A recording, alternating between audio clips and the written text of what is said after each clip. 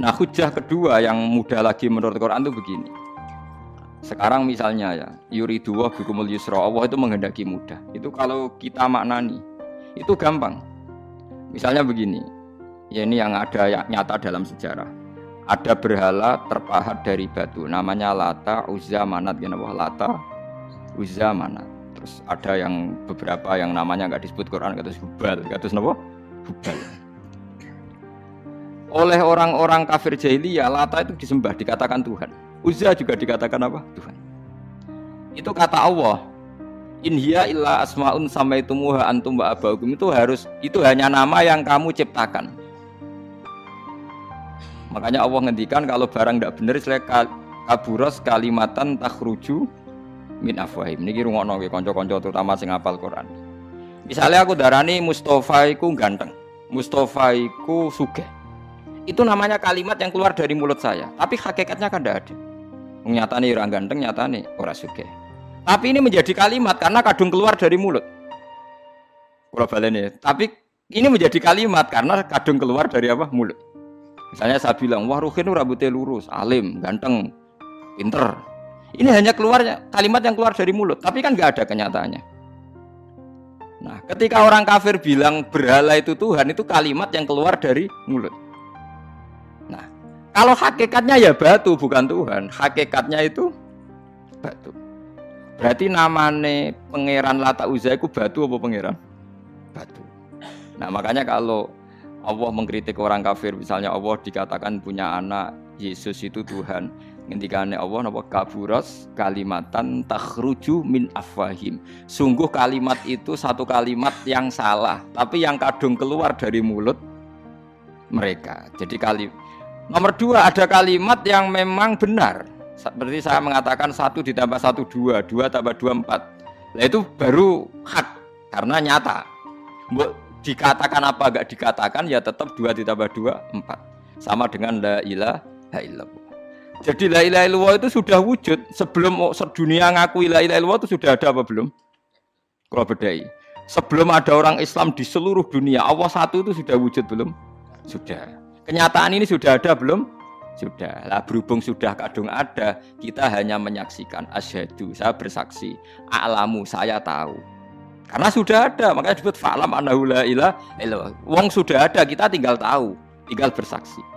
Nah, kalau yang tidak ada itu mbok dikatakan pun tetap tidak ada, itu hanya jadi kalimat yang keluar dari mulut, barangnya tidak ada. Itu disebut apa? Kaburas kalimatan takhruju min afwahim iyaquluna illa kadziba. Jadi kalimatnya itu ada, tapi fakta yang ditunjuk kalimat itu tidak ada.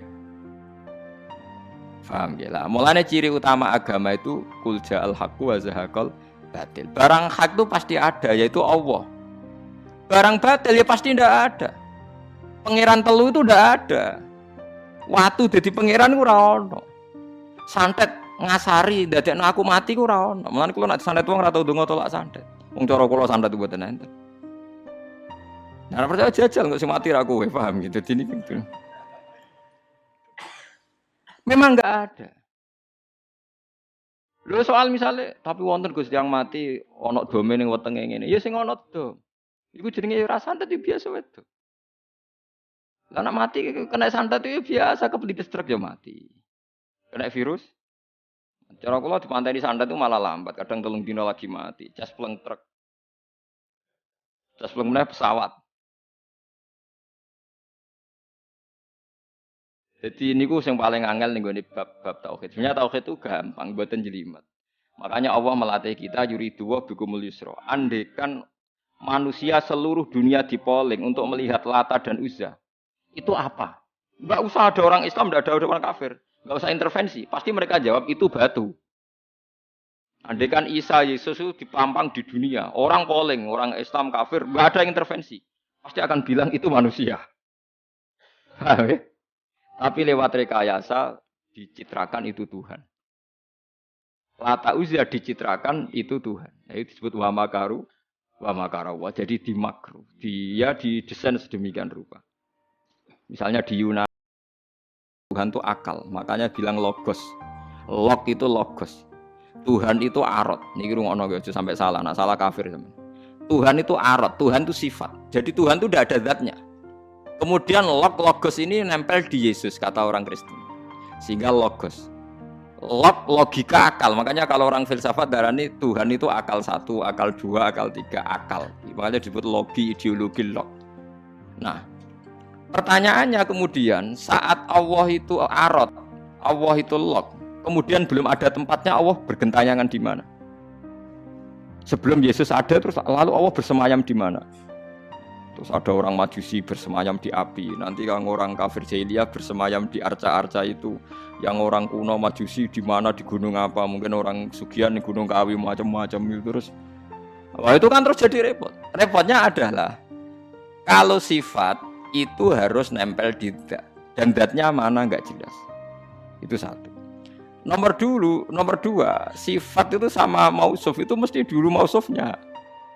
Nah, makanya kata ahli ilmu kalam, jangan pernah kamu mengatakan Tuhan itu sifat. Kalau Tuhan sifat nanti butuh nempel nopo? Zat. Makanya terus kita diajari walillahil asmaul husna. Allah itu zat. Kemudian pada zat ini ada asmaul husna. Jadi mulai dulu Allah itu al-qayyum, zat yang berdiri sendiri. Nah, ini pentingnya ngaji. Ana wong alim-alim mesti wali. Ana wong alim ra wali, goblok-gobloke wong alim. Mergo seneng dhuwit kudune wong alim iku wali. Lan Imam Syafi'i ketika disebutno wali si awali si B. Nah aku ra wali ning dunya ora ana wali. Dadi idza lam takunil ulama auliya alillah fama ala wajil ardi min waliyin. Nah, ulama wis gak wali ning dunya wis ora ana napa wali. Karena hanya ulama yang bisa menjelaskan kenapa harus ada tauhid. Nah, ulama ngerti logikanya. Fa'lam annahu la ilaha illallah. Kamu tahu. Bisa diketahui itu karena barangnya sudah hak, sudah wujud. Kalau barangnya belum wujud kan tidak bisa diketahui. Misalnya begini. Berhala Lata Uzza itu yang bisa diketahui satu, bahwa itu batu. Karena batu itu wujud. Ya, batunya itu wujud. Tapi sifat ketuhanannya Lata Uzza tidak wujud. Makanya nggak bisa diketahui. Wong nggak wujud. Agar barang ra wujud kan nggak bisa nopo diketahui. Yang bisa diketahui hanya barang wujud. Makanya fa'lam annahu la ilaha illallah. Harus tahu. Tapi andai kan kita tidak tahu pun ya tetap Tuhannya Allah. Tahu atau tidak tahu. Nah, ini di sini Quran sering bilang kul aminu bihi aula tu'minu. Cek kowe iman, cek ora iman ini enggak ada pengaruhnya bagi wujudnya Allah ning zaman azza. Di kula baleni malih itu memang. Jadi dulu itu orang-orang terjebak ketika Tuhan yang Yunani dianggap logos, log. Kemudian di Timur Tengah Tuhan itu dianggap satu arad sing nemplek, sifat sing nemplek ning berhala-berhala. Mbok ning gone daerah Majusi ning wasani sing nemplek ning napa geni macam-macam. Mon niku walhasil akhirnya semuanya itu kalah dengan tauhid sing digawa Kanjeng Nabi Muhammad sallallahu alaihi wasallam. Bahkan sekarang yang Nasrani pun itu tidak pede dengan teori trinitasnya. Orang kan sekarang tahu semua kan perdebatannya Ahmad Didat sama Stanley Fischer itu macam-macam. Itu kan sampai ada seorang mahasiswi dari Swiss ketika yakin sifat Tuhan yang dijelaskan Ahmad Didat bilang sepertinya Tuhan Anda lebih menarik.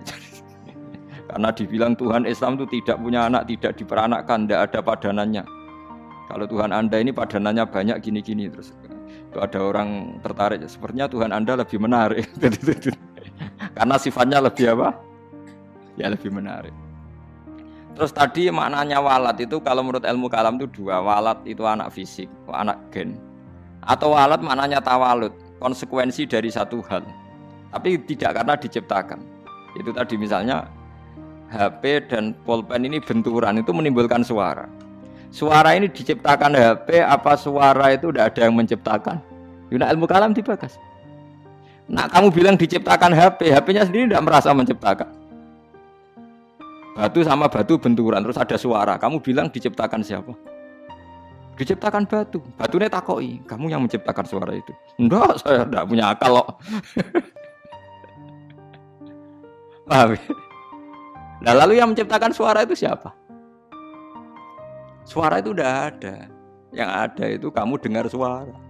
Suara kupingem darani ngono iku suara. Tapi nak cara akal darani sing ngono apa ya watu. Watune apa benturan. Iki cara ilmu kalam. Lah suarane piye kruping suara. Ya sudah begitu aja dah. Jangan sampai kamu menganggap kejadian alam ini kebetulan. Itu kue yang melukai tauhid. Semua alam raya ini diciptakan secara sengaja dengan irodah oleh Allah Subhanahu wa taala.